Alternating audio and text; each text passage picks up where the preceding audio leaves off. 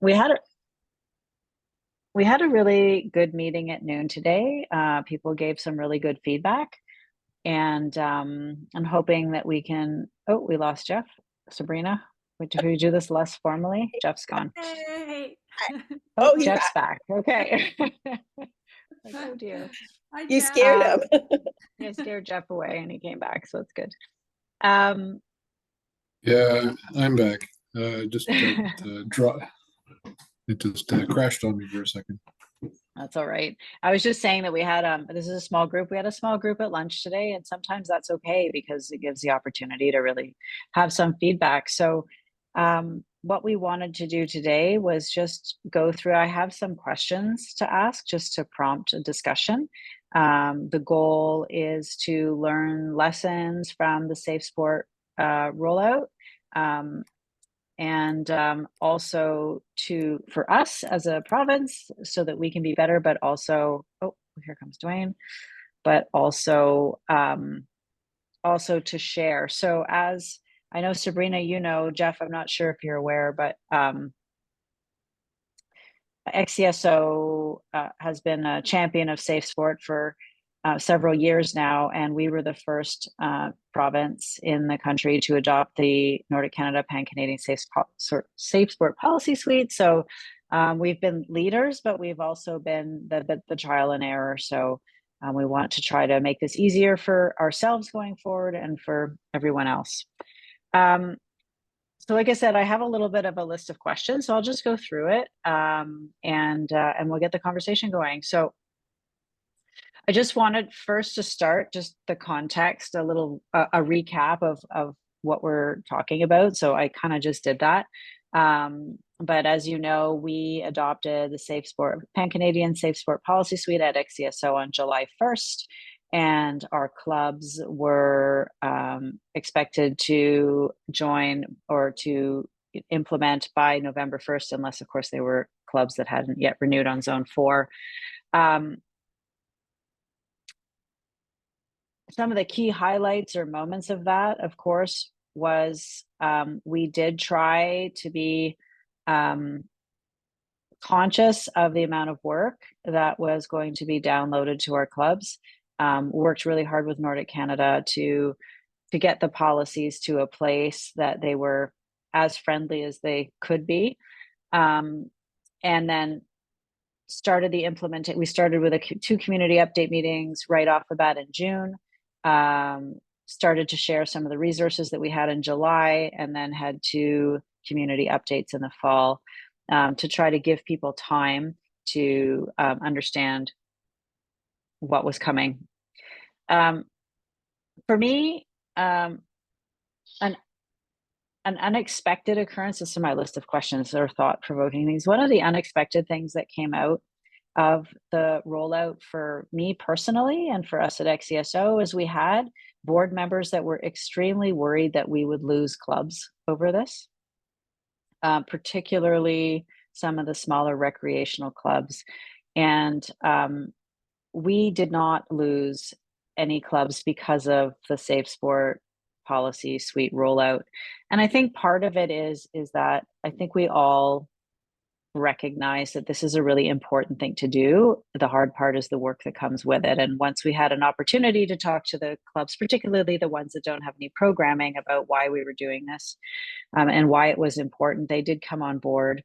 And it gave me the opportunity, new in my role, to have really good conversations with some of the clubs I probably wouldn't have been in conversation with. So for me, that was an unexpected positive outcome.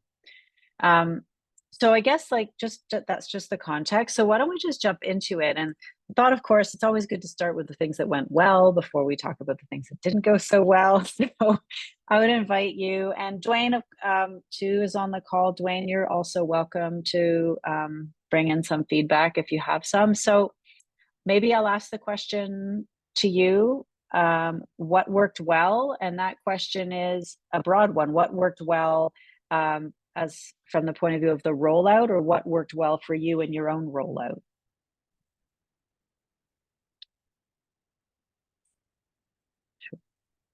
I'll get Sabrina to go first. I'll go Thanks, first. Sabrina. Okay, yeah, I'll go first because I feel like Safe Sport has been my world lately.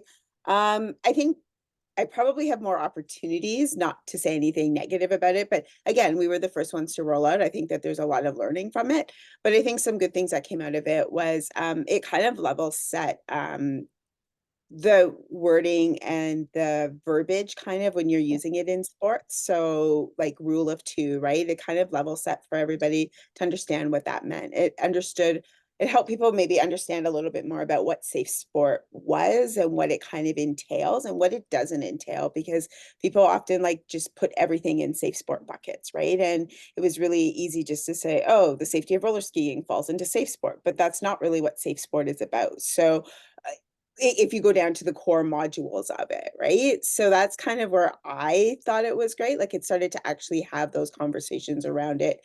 It allowed us as a club to bridge some of those gaps kind of area and just normalize those kind of conversations in sport. So it's not so awkward or so uncomfortable kind of thing.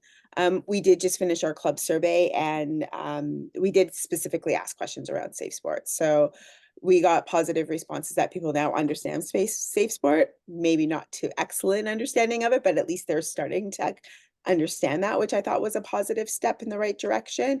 And there was all positive conversation about us supporting as a club safe sport as a whole kind of thing. So I think that those kind of things were really good, but the normalization of it, and that's even just me speaking outside of sport, right? Just it's Mhm. okay, it's normal, right? Yeah, good Yeah, points.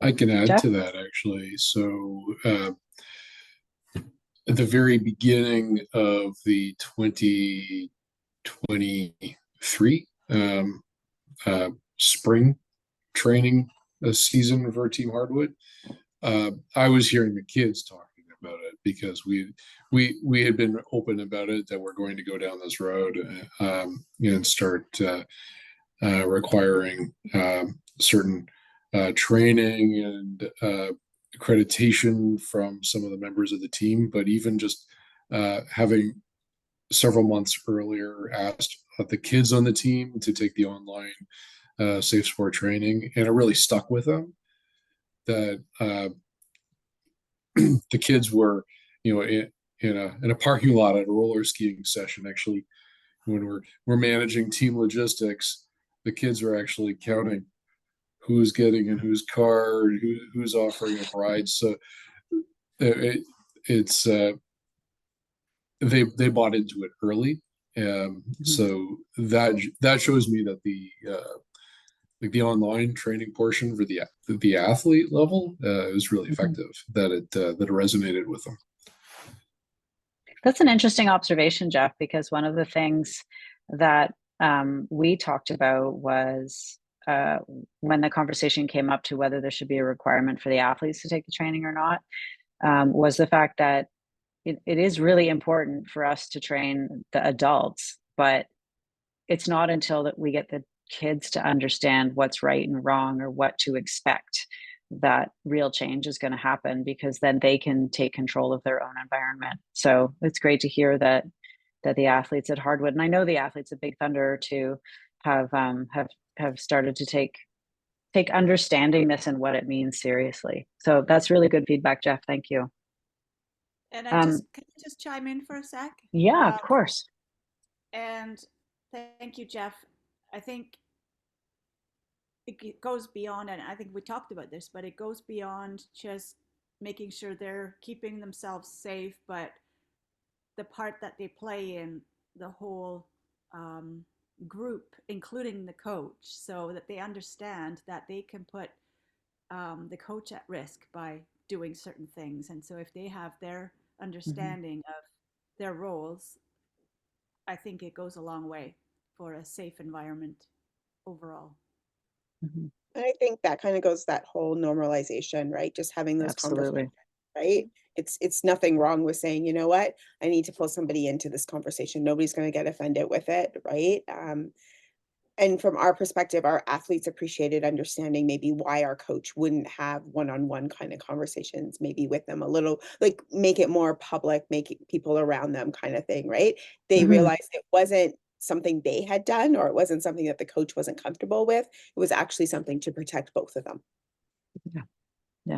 It's really great that these conversations are happening. I mean, I understand that the goal was to have proper policies in place, but for me, it was never really about those policies. It was about making sure that the conversations were happening. So great that they are. Dwayne, anything to add? Yeah, What worked well? I think that it's, it's really important to engage the athletes so that they understand the issues, they understand boundaries, Yeah. they recognize transgressions when they occur, and it's clear from two of our bigger clubs, they get it, they understand it, and they're adopting it. I think that, and mission accomplished. Yeah. Super. Yeah, absolutely. Here's a fun one. What could have been handled better? And we have thick skin. It's really important to us that you're kind but open and honest.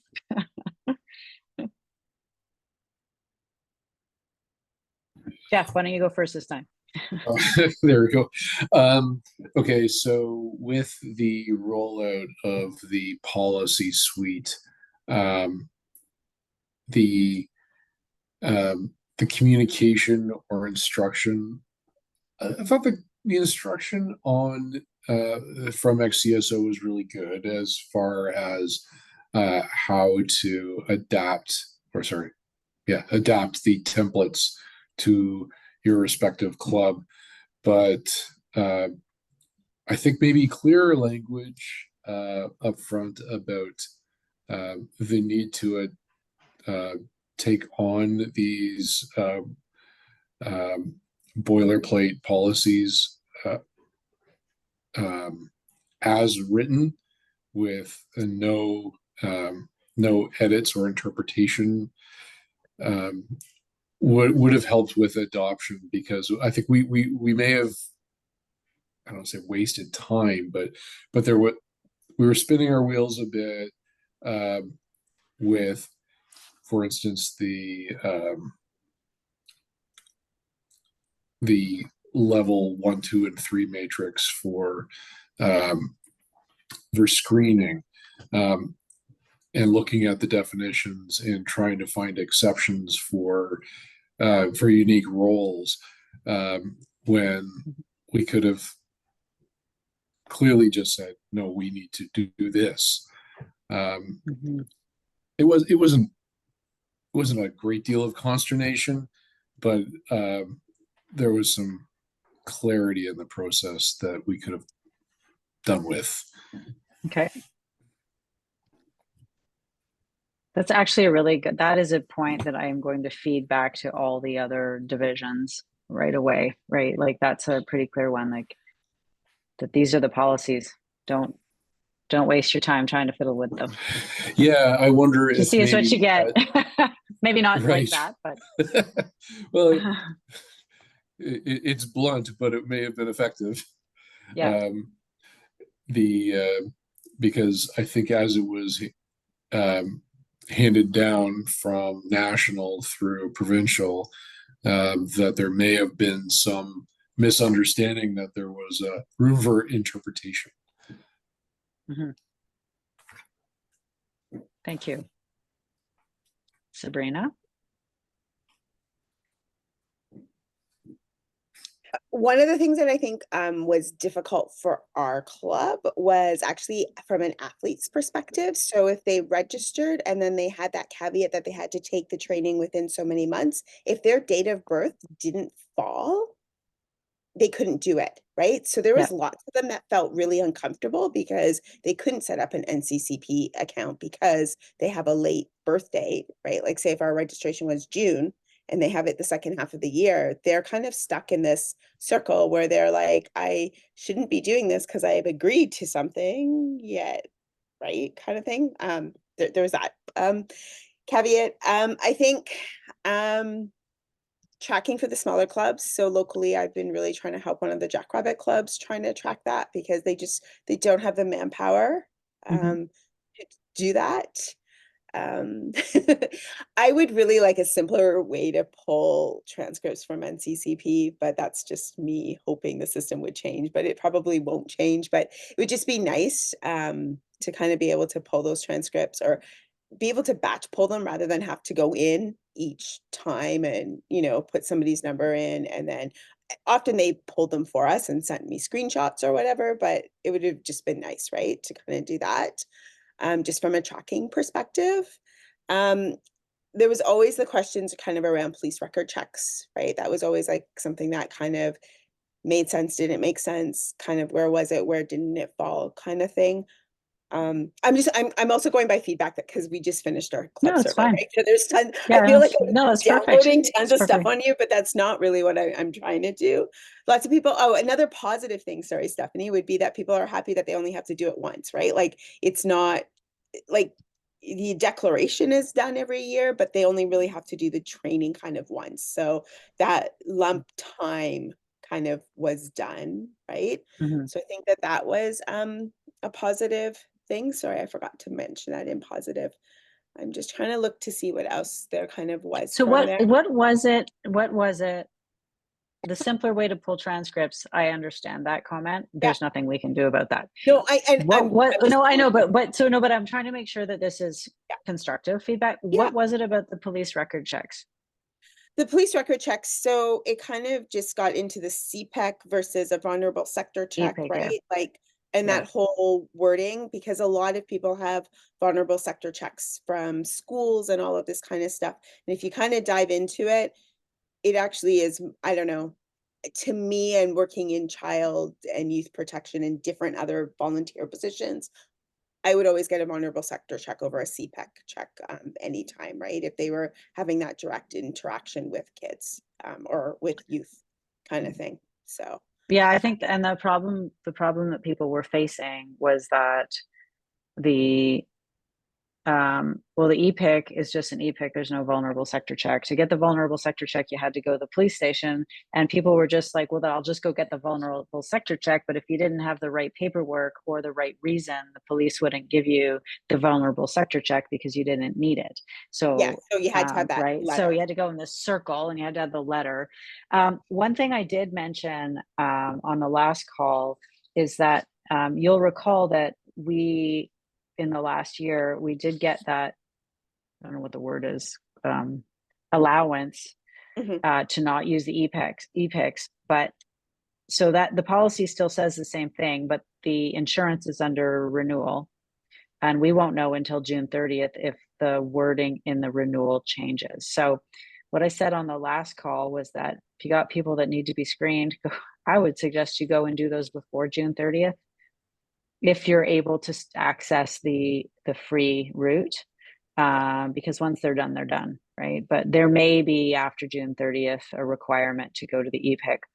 I don't know. I The know, whole and that, insurance policy, yeah, the whole insurance policy is up for renewal. Nordic Canada is shopping it around, not because of the Safe Sport policy suite, but because there's been a significant increase in the cost of the insurance. So they're trying. So we don't know what the nitty gritty details of what we're going to end up with Yeah. is going to be. and I get that. That really just irks me, right? Just Yeah. from a child protection side of it, right? Like I do tons with youth, and I've never been asked for an EPEC. I've always have a vulnerable sector, right? In everything Yeah. I end up doing, right? Okay. So that was kind of Yeah. that. I think one thing that came out from supporting the Jackrabbit Club locally that I helped with was understanding how to read the NCCP transcripts, because they have maybe some people who have higher levels, but they don't understand how like the train to comp and all of those kind of things all fell in.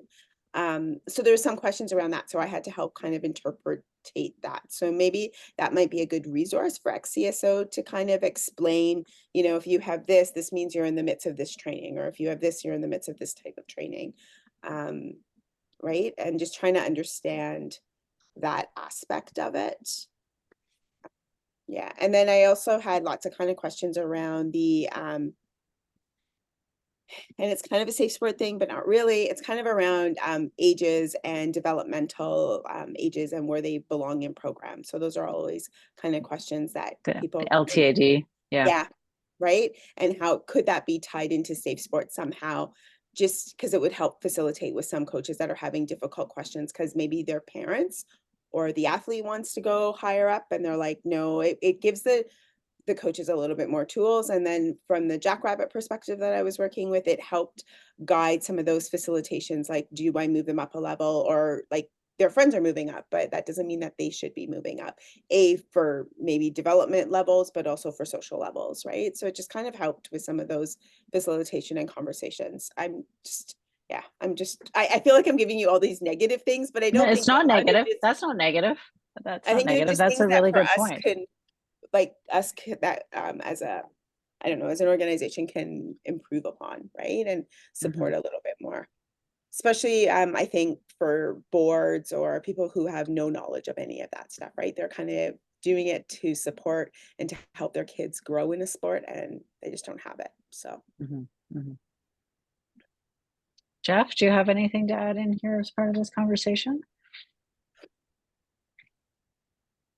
Actually, Sabrina did mention the e-pick, so we've talked a bit about that.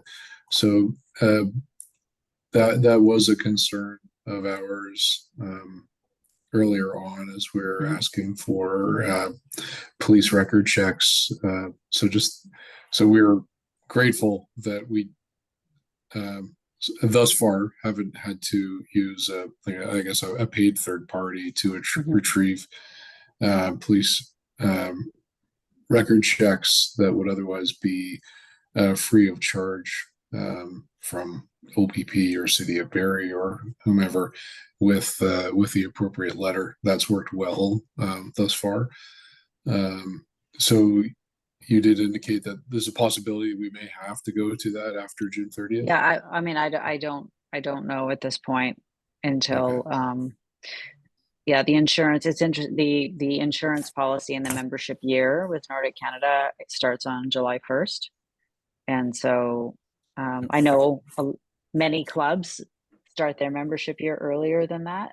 So there does become a potential little disconnect there. But with respect to these policies, I don't know what's going to change. We won't know until hopefully nothing. But Right. yeah, the way the language right now is something like clubs need to have good policy in place around, I don't think it says safe sport specifically, but it doesn't say clubs need to have the Pan Canadian Safe Sport Policy Suite. So the reason we were able to get an amendment was because the policy, the the insurance policy was not referring to the Pan Canadian Safe Sport Policy Suite because we were the only division that had adopted it. I don't know what that's going to look like this year, but I will let people know as soon as I know what the answer to that is, and if I have it sooner than July 1st, I will share that. Okay, good ideas of things we could have handled better. What about, like, I know this can fall into what we could have been handled better, but what lessons were learned by you, or were there any big lessons that you learned through this that you want to share that you think are relevant, or do you think you communicated those already? our biggest thing would be just to start getting things early. So we have like the fall camp, or we have a fall camp that we go away. Our coach decided that every single person who was going to take Safe Sport and Rule of Two, every parent. It was just one of those things because there was always a possibility of them being alone with an athlete or something happening.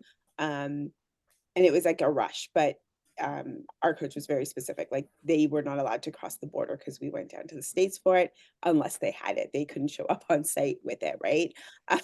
So I commend him for taking that stance and making sure. And he cross-referenced with me all the time to make sure we were doing it. But it was a huge undertaking for sure this year, trying to get that. Then it kind of, people talked about it with the like jackrabbits, where they're a lot younger and the parents are there anyways, right? Because sometimes they're just there skiing with their group. They're not a leader, they're not a coach, they're just there, right? And it's, do they need this? Do they not need it? Like, there was some still uncertainty around that aspect of it, but really starting early, as soon as you can in the season, right, to get this stuff done. and staying on Yeah, top of it, right? Because I'll be honest, towards the end, it was just kind of falling. I'm like, yeah, I think everybody has it by now, but not yeah, 100% catch sure. it I next mean, year. I was pretty confident, but somebody could have slipped through, and I have no problem admitting I'm a volunteer board member, right? I'm trying to keep Mhm, up with it, right? So mhm. Thanks, Sabrina. How about you, Jeff? A word we used earlier was normalizing. So the first year and a bit of this subject was a lot of talk, a lot of warming up our board members and our parents that this is a big change for how the club will be managed. A lot of debate, but the conversation has become typical or comfortable, such that while the first 12 months as board members and coaching staff may change, there's me following up with them and following up and making sure they've got their documentation in order so I can maintain our records and we can have some assurance that we're proceeding as per policy. It's, I think, starting to normalize where, for instance, this upcoming season, we'll be introducing a new member of our coaching staff. But that, uh, before that role starts, I already have all the documentation lined up because that was part of the recruiting process. I didn't even have to ask for that. It's the the organization, as they were discussing onboarding, said, "Oh, and you're going to need this, this, and this," and sent them to Jeff. So that's mission accomplished for me. That it's become ingrained. So that's good. And Jack at Easterns was talking to I can't remember his name, another fellow, like I believe another team's coach, about Safe Sport and how he felt that much like any significant rule changes or what have you, it doesn't take long for it to become part of our routine. So I look forward to later this summer when I've got marked in my calendar for everyone that has submitted their police record checks or their vulnerable sector checks that will be asking for their declarations that nothing has changed, and upon which time we'll hit, I think, a cadence where this has become once again normal. Yeah. A question, and this is just I'm just curious. This came up in the previous meeting, and this is not an audit, and I'm not writing down who has and who hasn't, but how did it go gathering letters of reference for coaches that have been on staff for a while? And so to normalize this, in the last call, that was the big struggle that people had. Yeah. Like, it was easy to get this with new coaches, but people are still uncomfortable asking existing coaches for it. It's awkward. I won't lie. Yeah. Yeah. Because the initial ask is the question of trust, faith. But it's right here. It's documented. We have to do this. Yeah. Same. I saw you cringe. Yeah. Sabrina. And I don't even know if I fully have everything. If I me to be honest, right? Like, because it's also awkward for them. Like, they've been like some of them have been coaching for a while, and now we're like, hey, let's backtrack. And now can we get your letter of reference while we're backtracking, right? Kind of thing. Only 49 years in the case of Jack. Yeah, I know. Right. And you think of somebody like Jack, right? Like, you're backtracking. You're like, right. So anyway, I think it's interesting. Yeah, go ahead.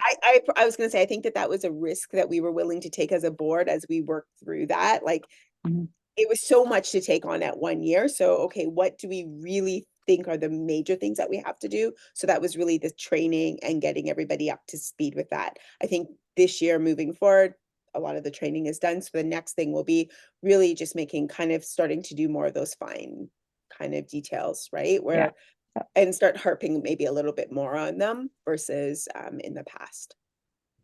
I think I'm just gonna liken this to when the locker first came in to play. It took a long time, like a few years to, well, actually, I'm still working on cleaning it up, but it's now, in a place where coaches know they have an NCCP number and they understand that they need to keep things updated. And we deal with human beings, and some of them are really good at that kind of stuff and others are not. So I Mhm. think give yourself a break. That you've done a great job, and like as you said, Sabrina, we like add on to it as we go now, and hopefully Mhm. the bulk of it has been done. And Stephanie and I talked about it, like that's it's for us as well. In the middle of the season we're like, oh my goodness, we still have to screen the TDs or whatever. Like it's Yeah. we do what we can, and I think we've done a great job overall. And now we can, like you said, pick away at the littler things. Yeah. Yeah. So Absolutely. It's good. I haven't seen Stephanie's list of questions, and I don't know if this one's on it or not. Did did you feel that you had enough time to implement this massive shift in policy and guidelines? Mhm. I think that's a really important message for the other Yeah. provinces. Yeah. Yeah. We did, that is the feedback we got earlier. Yeah. I would say, truthfully, we did, only because maybe the relationship with our board members, with yourselves, that we caught wind of the shift early on. So we had started asking our athletes to take the Safe Sport and Rule of Two training quite early. So it had become part of our conversation early on. The uh, the collection of documentation, the uh, in hindsight, relatively small amount of effort of each of our board members and coaches to retrieve or to submit the requests for vulnerable sector checks or um, criminal background checks. That, given that we're as Sabrina had mentioned earlier, we're all volunteer members with our own busy lives outside of this. That that time window got compressed. So I Yeah. did find that I was doing a lot of rushing to get the policies written and presented to our board at the last minute, but I think that's just human nature. And Human nature. Yeah. but Yeah. honestly, I think we truly had enough time, but not enough time after we asked those hard questions about, do we really need the e-pick? We left that fairly Yeah. late, I think, to have that conversation. Well, that also took a really long time to get an answer to. So from the time when Ray asked that question the first time to the time where we actually were able to communicate an answer, which was like 1 week before November 1st, I think. Like that conversation started in July, Okay. right? And it is one of those things where where the information is not coming from us, and it wasn't coming from Nordic Canada. It had to go pretty far to get the answers, right? Um, and I hate it when that happens because the roadblock stalls and stalls and stalls, and then suddenly it's like a panic. Yeah, one of the things we talked about at noon today, which was just in general, that that happens, and that we always have to remember, whether it's this policy had a really good lead time on it. Even like, as you said, Jeff, we did have time. We might not have used our time as well as we could have. But there was, and particularly because as a province, we already had a lot of these policies in place. But we talked about the need for when something new is coming, there's so many different levels of people that within our sport that needs to be given the time and the space to absorb the information before you can get to the point of possibly implementing. And so being very, very conscious of, or like, for example, for a lot of the clubs, their AGMs had come and gone, so they had to go back to the drawing board, right? Where given enough time. So it was just a reflection about, it can't just be like Nordic Canada, because this happened with the tier 3 implementation. Nordic Canada told us, and it took us, all of the executive directors across the country, so much time just to wrap our heads around it. And then by the time we wrapped our heads around it and asked our bazillion questions and got things changed, right? Well, now we're getting down to the panic. They need us to implement this stuff, right? But then it goes to the next level, and the next group of people need time to understand it. So it's actually a really long process. And we did talk about at the division executive directors meeting, so that's all of like the executive directors in the country together, we talked about timelines with Nordic Canada, implementation timelines. Like, if you want to implement something big, we all agree with it now, and then we implement it next year, like not in a month, So, but then what happens is people don't do anything about it because the timeline's so far away. But there is some balance between the two. I think the other thing around that is when they decide, or when it kind of came out, right? Like, I think if it came out like now in the spring, summer, it gives us more time to kind of digest it and do it rather than pivoting. And I think, Stephanie, I mean, I told you that, like, if I put my risk management hat on, you're asking for risk, like you're asking us to do it to reduce risk, but you're increasing our risk because you're asking it during the most busiest time when we're trying to get everything else done. That it's so easy for us to forget about that or have those conversations. We've always talked about safe sport. We've had good policy. So it was just really adopting, but working with other clubs, because a lot of them did reach out to me for whatever reason, I did help a lot. And they were like, what did you do about this? And what did you do about that kind of thing? Right. And I said, here's what we did. Whether we were right or we were wrong, this is how we dealt with some of the situations. Right. So I do appreciate that the clubs were helping each other through this. It's as much as Katja and Brian and Jen and I like to think we can do everything for everybody, we just don't have the man or people power hours to do all the things that we need to do. So I really felt like the community came together and helped each other with this, and I really appreciate that. And like Sabrina, I know you did, in the WhatsApp group, people were sharing information on the WhatsApp group. And so that for me, that was actually, as I asked earlier, what were some, unexpected occurrences? It was that real collaboration in the implementation when we were all worried that it was just going to be a fight.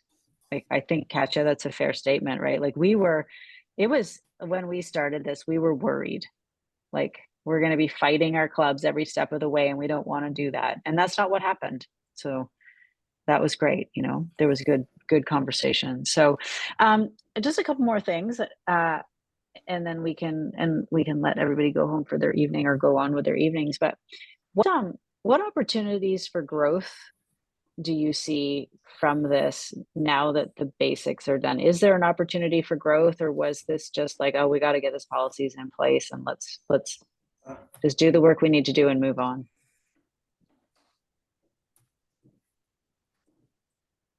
I think for us, we're continuing to adopt and be stronger, and we recognize it as part of our strategic plan and our mission and all of that stuff. But I think overall for ex-CSO maybe would be that I know it's required for the U16s, but I think starting those conversations younger and getting them to kind of understand and recognize that is just as important. Understanding, especially like the rule of two, right? So that they start to get that, even if it's at level, like in the Jackrabbit program, right? Just like put it down to their perspective and their understanding, right? But then it just again becomes normalized as they go all the way up. So then when they have to take the training, they're like, oh, okay, I took the training. Now I understand why it was kind of always talked about, right? And they're able to put it into their own perspective. But I think we have the opportunity now to start those conversations younger so that it isn't such a big switch and that we can really say that I think culturally we would then be adopting a safe sport if we start to look at it at the younger ages as well. We've had the same conversation, how we're requiring our senior team athletes, so typically high school and up, but it would be good to have something similar that's maybe more relatable, but similarly educational to our junior team athletes. Yeah, some of the The other feedback we've received too is that it was adult focused training. Yeah.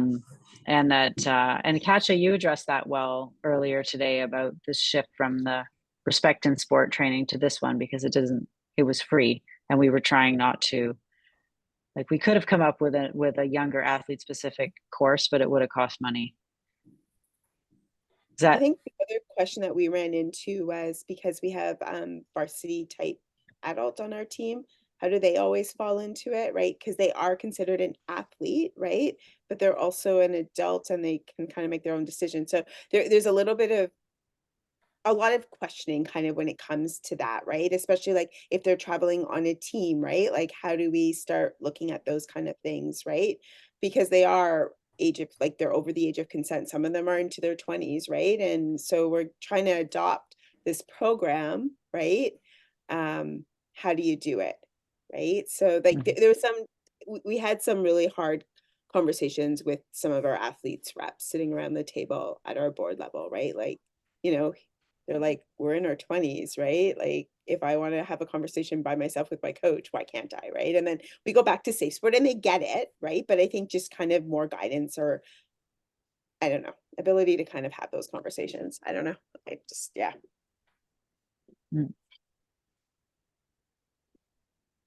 Yeah, I think that comes up quite often. And I think my easiest answer for that is that it's the power imbalance, really. That's kind of the go-to that And I do, and we talk about it and they're all aware of it, right? But it's yeah, just, it's kind of one of those things that they, I guess in their heads, they struggle with trying to always understand, yeah, right? Kind understand. of thing. Yeah. I totally get especially it. I can't stand it, right? But it's just, but especially if it's a change, right? If it's, as the younger athletes come up through this, it's not going to be a change for them.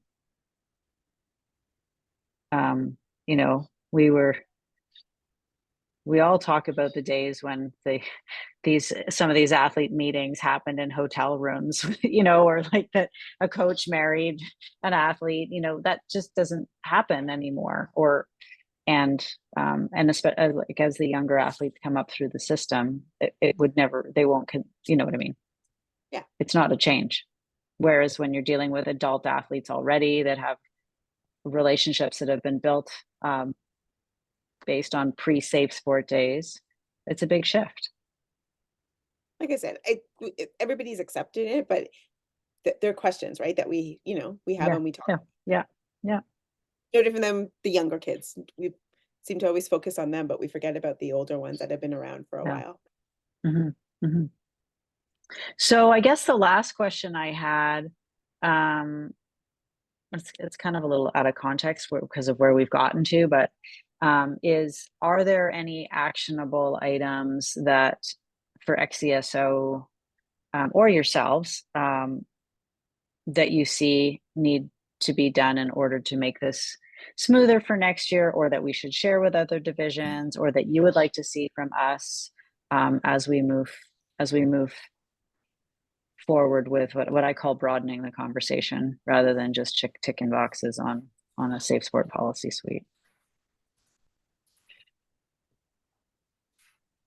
When you say other divisions, you're meaning the other provinces. Oh, sorry, yeah, they're called divisions. I wish yeah. we weren't called divisions because Yeah. it makes us sound Sorry. divided. But we're the PTSO, provincial and territorial division offices. See. Yeah, sorry, the acronyms. And Nordic Canada likes to keep us divided. Yeah. So are the other divisions, are they being directed to adopt safe sport policies on a particular schedule? Yeah, April 1st. And I presented all of our resources to them in February and talked about things where we found challenges to try to help them not face them. In fact, a resource that I created for that meeting that I will put on our website because I realize it isn't there up front and obvious was like, what are the 5 things you need to do to get this done?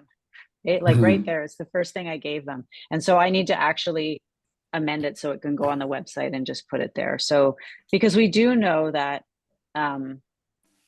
hopefully in all of our clubs at the board, it's not the same people there forever, and there will be turnover on the boards. So you don't always have, or clubs don't always have the opportunity to succession plan the way that they want. So that information can't be static. Is there breakdowns with what's required for each province because of like different laws within different provinces? That's So a really certain, good question, Sabrina. yeah, certain Because- provinces don't need to adopt. Yeah, because they have. I Go was- ahead, Dwayne. I was curious about that, right? Because I do know different laws in different provinces, right? So It's challenging for some Knacker Talk, province- for example.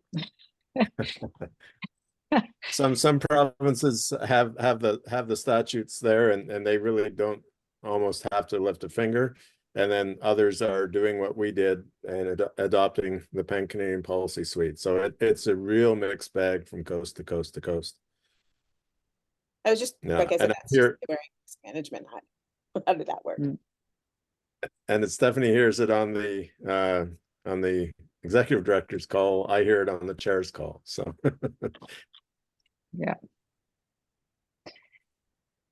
Yeah, it's been it'll be interesting to see how that works. Especially because we were really quite ahead with our policy work even before this came on. Curious to see how it goes in some of the other divisions. I'm sure we'll be talking about it at the Nordic Canada AGM at some point, the rollout. And then I would assume that they're following what's going on federally with all the safe sport stuff from the federal government too, right? With Nordic I mean, Canada. it's coming from all over the place. Like It is. and the thing is though, the policies are very similar. Like sport law is writing most of them. So we're starting to see that across different provinces that we're starting to come up with some consistent language. And I think that's a really good thing. It's a really good thing for the athletes because it should be consistent regardless of which sport you're in. It shouldn't be in one sport subject to a different set of policies from another sport. So that's a really positive thing. I think obviously some sports, just by their nature of the age of the kids involved, or whether it's a team or an individual sport, may have some not different policies, but different ways that they're implementing. But it's good to see that it's starting to be consistent, and it's sort of it's expected now. No one's batting an eye. Like nobody likes the work associated, but nobody's fighting it anymore, right? Like, why are we doing this? This doesn't make sense. And yeah, so it's a positive thing for our sport. It's a positive thing for the athletes and for the coaches. And I'm really proud of ourselves and our clubs for getting to where they got to this year, despite the hard work that went into it. So yeah, I think that's the final thing that I wanted to say, which was just like, thank you for the work that you do as volunteers to have taken this on, because it was overwhelming. Those were the words that some people used in the other meeting. Like, it was just overwhelming that what came down. So good on everybody. Well done. Yeah. So that was it. That was it for what I wanted to ask. So if people just want to round table it now, or we can go and enjoy the rest of our evening. I was just going to say, Stephanie, thanks for being open and accepting when we did have questions and comments and maybe some negative feedback, more frustration, I think, but then taking that and pivoting it and making tools, right? Like, I know you and I talked lots about the spreadsheet, and we kind of worked together with how would that work. And then I provided different thoughts. If you ever update it again, here are some other thoughts to kind of consider, right? So thank you for being open with that, because that's, I think, a key resource. Yeah, well, that's how we build our community. Our community is too small for us not to listen to each other. That's how we make this a better place. And thank you for persevering, being in the uncomfortable middle position between us clubs implementing it and taking that feedback, probably not ever positive, through the process, and seeking clarity from Nordic Canada for us. So thank you. Welcome. You're welcome. But, we did have a bit of a joke. Oh, we did have a bit of a joke going last summer, because I would say that Liz and Katja did the lion's share of the work to get the policies to almost where they were when I started. And then I said to Liz, really? Like, do you have to retire now? You know? Yeah. So like I said, the lion's share of the work was done by Liz and Katja ahead, and then we did the rollout, and yeah, it was good. So, and I got to meet a lot of people in the clubs this my first year as a result. Yeah. Super. Well, thank you. We've Ontario's leading the way, and through these discussions, this meeting and the earlier meeting today, can update the FAQ for the other province or the other divisions, That's right. and hopefully their adoption goes smoothly. I hope so too for them. Great. Well, thank you both for coming tonight, and Dwayne as well. Sometimes, we always wish like 50 people are going to show up for these things, but sometimes a smaller group allows for really good and in-depth conversations. And so that's great. I really appreciate it. Just We'll see you soon. Last words from me. I just wanted to thank both of you for your support, but more importantly, the leadership of Stephanie acknowledged Liz, but Stephanie and Katja for making all of this happen, because my goodness, a year ago, we had the strategic plan and went directly into Safe Sport, and it was a pretty intense time. So well done. Well, we're hoping that Nordic Canada doesn't come up with anything else to take our summer away from us this year. Anyhow, enjoy the spring, and hopefully we don't see snow too soon, but we'll see you out there. Bye, everybody. All right. Bye-bye. Good night. Bye-bye. Katja, do you have 2 minutes? You gonna Yeah. stay? Also, let me stop. You can stay too, Dwayne, if you want. Let me just stop the recording.